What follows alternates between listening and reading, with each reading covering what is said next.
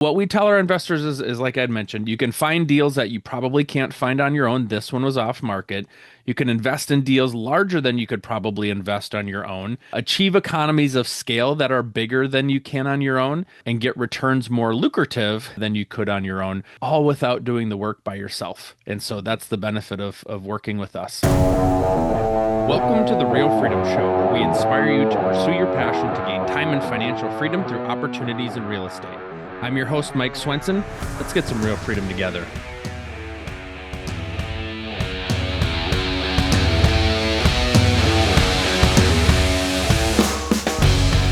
Hello, everybody, and welcome to another episode of Real Freedom, where we talk about different ways that people build time and financial freedom through opportunities in real estate. I'm your host, Mike Swenson. If you want to get started on your real estate investing journey, check out our website, freedomthroughrealestate.com. That's freedomthroughrealestate.com. We put all of our content on there, great stories to help inspire you to take action and pursue your career or pursue your goals through real estate. And today I am super excited to share with you more personal stuff, which is we recently closed on a 128 unit apartment building with our team. And so we want to talk about that deal and to be able to share that information with you. So sit back and relax, and we will go through all of that information. First things first, just to kind of bring you up to speed for those people that haven't followed along the episode or followed along the podcast that often, we're pushing about 390 units right now in terms of our portfolio that we've grown over the last probably 4 years. And so my passion has always been to have low barrier of entry for people to invest in real estate, to find ways to create a great economies of scale versus having to figure it out and learn all those lessons and do it on your own. And so we offer opportunities through syndication where people can partner with us and invest in deals that they couldn't invest on their own, probably couldn't get big enough deals on their own, and they can do it 100% passively without having to swing a hammer, talk to a property manager, talk to a tenant, or deal with any hassle. It's completely passive to them. And so that's how we've been able to accomplish this. And so we've got this 128 unit apartment building. Like I mentioned, we just closed on it at the end of March 2026. And so I want to be able to share that information with you because we're really excited about it. We think this is a great opportunity and excited to see how this is going to be a big benefit for our investors. And so first things first, when I talk with people, before I get into the nitty gritty of the details, I always like to talk about why real estate, right? You're listening to a real estate investing podcast, and it's important for people to understand why are we doing this and what is investing through real estate going to accomplish that other people or even other asset classes may not have. And so for us, we love real estate. Number one, because there's a lot of demand for rentals due to decline in home ownership. We know that home ownership rates are going down. And so the more opportunity that we have to be able to purchase property, we know that people can't build property fast enough with the increasing population. And so we see there's a lot of value there. Also, there's a lot of great asset classes. We're just focusing on what we do well and what we know, which is multifamily. And so we know demand is going to continue to go up. The population is going to continue to grow, and they can't build stuff fast enough. So that's where we're looking for housing opportunities for people. There's a lot of great value add opportunities. That's really the focus on us. Primarily, we like to invest in Minnesota. That's where we're based out of. That's where our knowledge base is. That's where we have great property management contacts. And we know there's lots of opportunities where we can invest outside of that. We'll explore those in the future, but for now, we just want to stick with what we know and operationally what we can execute on. So that's been where we focused. And then we know there's lots of wealth being made through real estate. It doesn't happen quickly, and I think it can happen quickly depending on the project, but we know it doesn't always happen that way. And so we're okay waiting, and we're okay finding great deals that have those value add opportunities. And one thing that we tend to forget as we're thinking about why real estate versus stocks and other opportunities, the way that I always explain it is there's lots of little buckets. What's really cool about real estate is you've got all these little buckets, and not all of them have to pan out or be a huge win for you, but over time, a few little buckets add up to a really big bucket. And so the different buckets that we talk about with investors and people looking to invest in real estate is, number one, income comes from your tenants, right? So we have a mortgage every month. This house that I live in has a mortgage every month, I have to pay that mortgage. If I have a rental property, the tenants are paying for that mortgage. And so every single month, the income that is used to pay the mortgage on the property is coming from the tenants. With that, the mortgage balance gets paid down every month. Now, in this case, I'll share more details in the future. We have 2 months or 2 years interest only payment. So for 2 years, that's not happening. But with other properties, the mortgage goes down every month. And so when you buy more and more property, it's now turning into hundreds and thousands of dollars of principal that's getting paid down every month. So our mortgage balances, if we add up all 390 units, it's thousands and thousands of dollars that the balance continues to go down every single month because the tenants pay for the mortgage. As we add value, the value of the property is going to go up. We're only taking out loans typically in the 20-25% range. For this property that we just closed on, we're only putting down 11%. And so we were able to take advantage of some great seller financing. And so as the value goes up, we only put down 11%. The value of the property is going to continue to go up. And so we have leveraged appreciation, which is awesome. Great tax benefits. We'll talk more about that cost segregation study, which we utilize. And so those benefits are there. And then people love that it's a tangible asset. I drive to the property, I go look at it, I can touch it. It's not a stock, it's not investing in something else. And so it helps to leave a legacy for your family tree. I always tell people I'm not expecting my kids to do real estate, and yet if they're excited about it and they want to learn more, I'm here to help them, but we're building a legacy that will hopefully lead to more wealth creation for future generations and give my kids opportunities that I didn't necessarily have growing up. And so those are the reasons why we love highlighting why do we do real estate and what does it mean? And so we talk about that with our investors. And so that's great information for you guys to know listening to this. We invest in commercial multifamily properties. We look at how do we increase income and how do we decrease or hold the line on our expenses? And so as we find ways to add value to the property, we're going to increase rents, we'll increase fees. I always tell people, though, there is a human element to this. We're not just going to jack up prices on everybody and tick off all the tenants, right? We understand these are hardworking tenants that have great jobs. They might be struggling paycheck to paycheck. And so we want to be able to help them. And so we're not just going to continue to jack up rates. And so they're great tenants. We want to work with them. However, over time, we're going to continue to have our rents be market rents as much as possible, find ways to add value to the building, maybe attract people that would be willing to pay more as we continue to make our properties nicer, and then hold the line on expenses. And so we can do that and add a bunch of value that way. And then we love working through a team. And so the cool thing about investing with us and investing with these larger opportunities is, you know, we believe in, if it's also been credited back to an African proverb, but it goes, if you want to go fast, go alone. If you want to go far, go together. I totally recognize we could probably be moving faster on things if I just went by myself, but I love working with a team. I love working with great investors so that we can build something meaningful that's going to last, and so that we can do that together. And so we love working with the property managers that we have, the relationships that we have, different vendors, to be able to go far together and help each other out to create wealth. And so, you know, that's what we focus on. That's why we love being a part of a team and why we have investors teaming up with us. And so what we tell our investors is like I'd mentioned, you can find deals that you probably can't find on your own. This one was off market. You can invest in deals larger than you could probably invest on your own, achieve economies of scale that are bigger than you can on your own, and get returns more lucrative than you could on your own, all without doing the work by yourself. And so that's the benefit of working with us. Mentioned we do that through syndication. So about the market. So this particular property is up in northern Minnesota. It's in the Fargo-Moorhead area. We're on the Minnesota side there. Why Fargo-Moorhead? So a couple things. I know we can invest in lots of places in Minnesota. Whenever I find deals from people, my first question is always, who's going to manage this deal? As we're continuing to get more and more sophisticated and learning and getting smarter, we realize the value of great property management and using people that we know, like, and trust. And so we're finding these opportunities, working through management companies that we want to continue to work with. So It would be hard for me to pick a deal in a place where I don't have confidence in finding a great management opportunity now moving forward. We've had some challenges in the past with management, and so that's why we want to stick with and build upon the relationships we already have in place. And so we found a great property manager in this market. We said, "Hey, here's the deal we're looking at. Is this something you'd be interested on?" And then we had that property manager also help to speak into some of our projections that we had.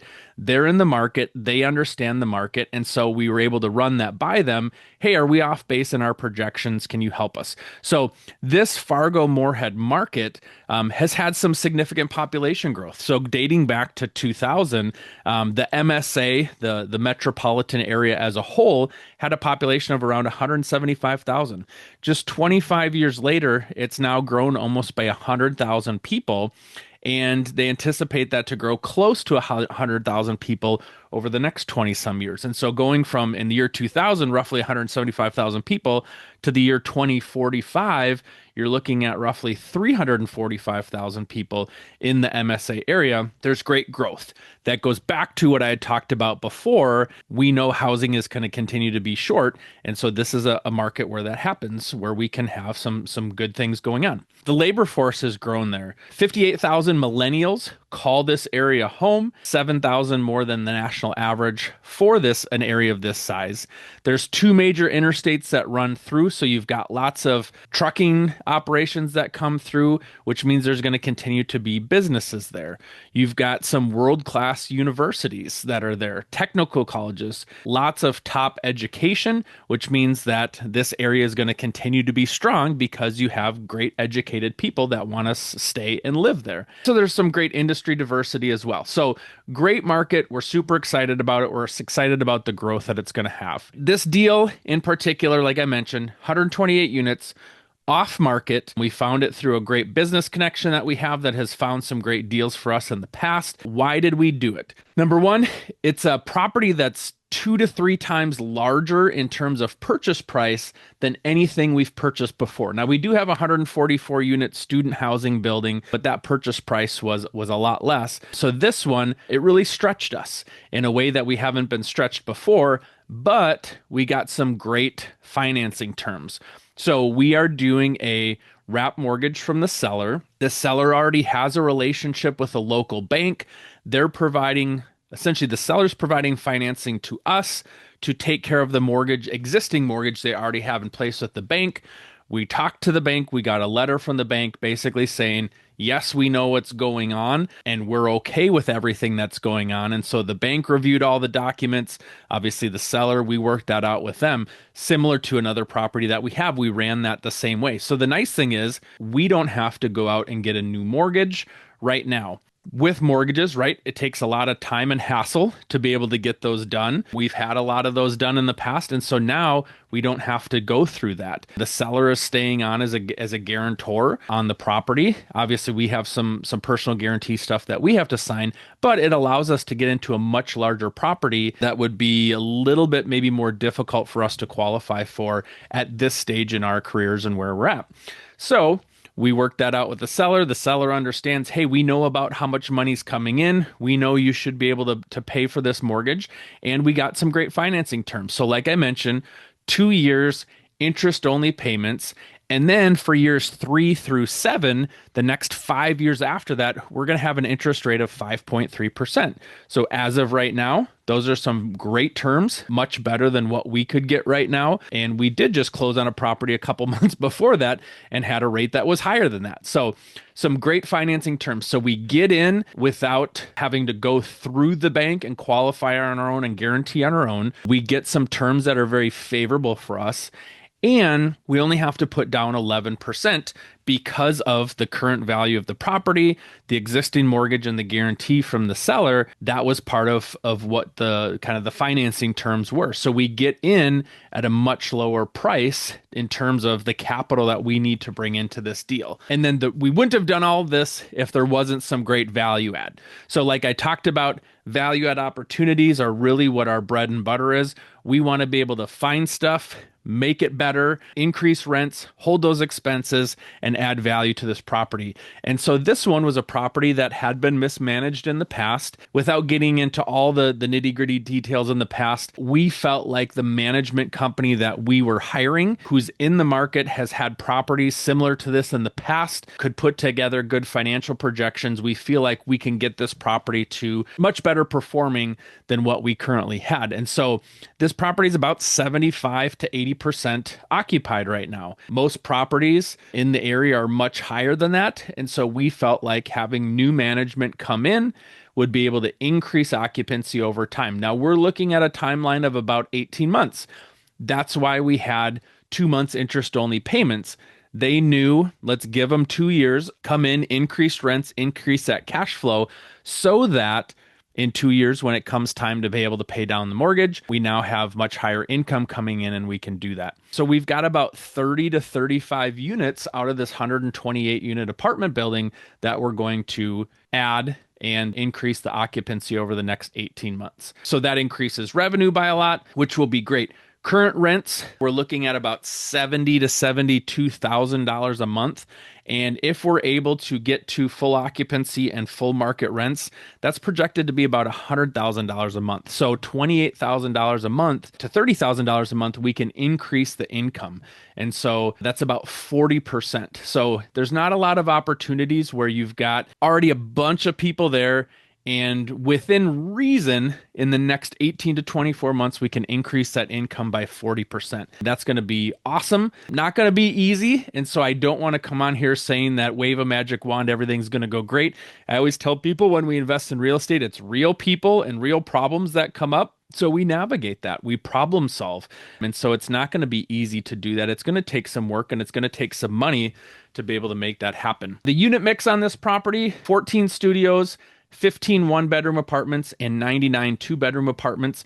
And so we're excited to have some of the two-bedroom properties. So what did we do in terms of due diligence? We did site visits, we did a property inspection, and then us and the property manager, as well as some other people on our team, we literally went inside of every single unit to get a sense of what's the condition, what types of repairs would need to be done, and then put together a budget for what that could look like.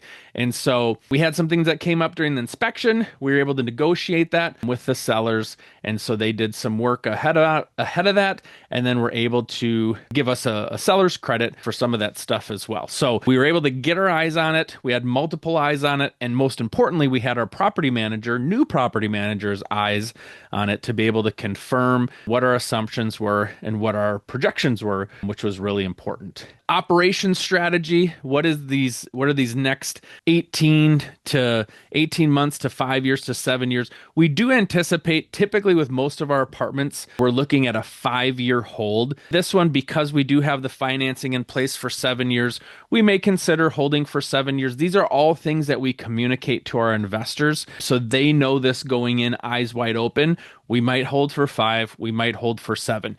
If it's lucrative enough and things are humming along and they're great, we may continue to hold and just have cash flow distributions to our investors, or we might decide we've kind of maxed the value of this, we've squeezed the juice out of this orange as much as possible, and then we choose to sell at that time. So increase rents, increase occupancy. There's also quite a few garage units. Right now, nothing is being charged for these garage units. We conservatively projected, what if we charged $25 a month for people that wanted to use the garage? We're talking about 80 garages here, so there's quite a few. $50 a month would be a little bit more reasonable, but we started small with our projections. So that's another $4,000 a month if we do have 80 garages at 50 units or $50 per month. Another revenue opportunity. It might not be the tenants that are renting out the garages. Maybe there's an opportunity where there's nearby residents, people living in other apartment buildings nearby or housing nearby that needs storage space. We could do that. So we saw additional revenue opportunity there. Obviously, we're going to put money in, update the units as needed. The main thing too that we really want to focus on is showing tenants that we care. This is important to us. And so when we were going through the unit units. A lot of times when we preview property, the tenants don't know that the seller's looking to sell. So, we've gone in under the guise of like an insurance inspection or maybe maintenance, right? Maintenance inspection, maintenance review, things like that for us to get eyes on the property without alerting tenants that, hey, the seller's looking to sell here. And then also alerting the current management that somebody's looking to sell, because if we switch management, their business is going away in terms of what we're doing. So we did work through that with the seller, with the property manager in a way that worked. But we heard tenants say, hey, we've got these fixes that we need to see happen, or we've reached out in the past and things hadn't been responded to. And so it's important for us to be responsive, provide good, clean, safe housing as much as we possibly can. And so we want to be able to turn the culture of the apartment building as well. And so in addition to the dollars and cents and returns and all that, we want to make sure that we're doing a good job for our tenants. And so that's important to us. Like I mentioned, 5-year hold, maybe a 7-year hold. Purchase price, $6.6 million is what we closed on it for. We raised enough to close, and now we're continuing through the raise, but we got about $1.7 million total that we're raising here in terms of both the down payment, reserves, renovation budgets, things like that. And then we do have all of our projections over the next 5 to 7 years laid out of what that looks like. Obviously, we can't talk about that on a podcast opportunity. But then in addition, one of the other cool things that we do is we do a cost segregation study. And so we're providing great tax benefits for our investors. For those people that don't know what a cost segregation study is, the best way I explain it is it's an engineering study where they look at all the stuff in the building. So typically, you might be able to depreciate a building over, 27 and a half years. They look at all the stuff, the carpets, the countertops, the cabinets, the window blinds, kind of all that stuff in there. And they say, hey, all that stuff isn't going to last 27 and a half years. So we can accelerate depreciation on some of that stuff, which allows you to get some better tax benefits early on, create some more favorable cash flow that you can then reinvest back into the property, or for our investors, it helps on their taxes at the time. And so we do a cost segregation study with all of our investment properties, which our investors love. So great tax benefits there as well. So that's something we're just in the process of issuing those K1s to our investors for 2025 in terms of the benefits that they got for those properties. So typically what we do is we look at, there's probably a timeline of stabilization. And then once we feel the property is a little more stable, we're positive cash flow, we do look to issue quarterly cash flow distributions to our investors. So once a quarter, they'll get a distribution with any profit that we have distributed based on how much they invested into the deal. And then obviously the big windfall is upon sale. And that's why we want to make sure that we increase the value of the property. So when we sell, we've got some positive stuff going there. And so that's the nuts and bolts of our property. The work is just beginning now.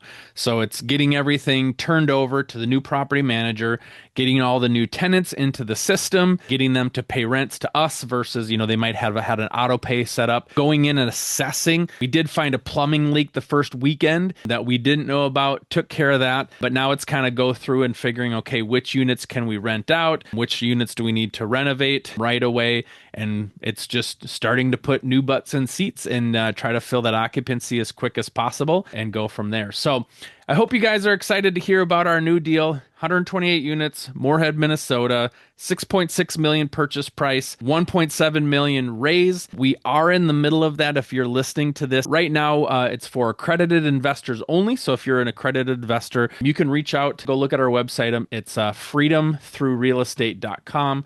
freedomthroughrealestate.com. There's an invest button there once you get there, and then you can click to schedule an appointment with me or a call with me. We can go through things in more detail. But at this point, the reason we're talking about it, it's for accredited investors now. We did have an opportunity for non-accredited investors. Most of our deals we do for non-accredited investors. And so if you do want to learn more about these opportunities for the next one or the next one after that, same thing, go to realfreedom.com or freedomthroughrealestate.com. click on invest, schedule a call with me, and I'm happy to share these types of opportunities with you. Excited to share new building, new opportunity, new challenges, and we're going to roll up our sleeves and make this a great one. So with that being said, we hope you guys enjoyed everything. Feel free to always reach out to me if you have questions, and check out our website, check out more about our deals and what we're doing in the future, and excited to share more acquisitions and opportunities with you guys in the future. Thanks. Take care.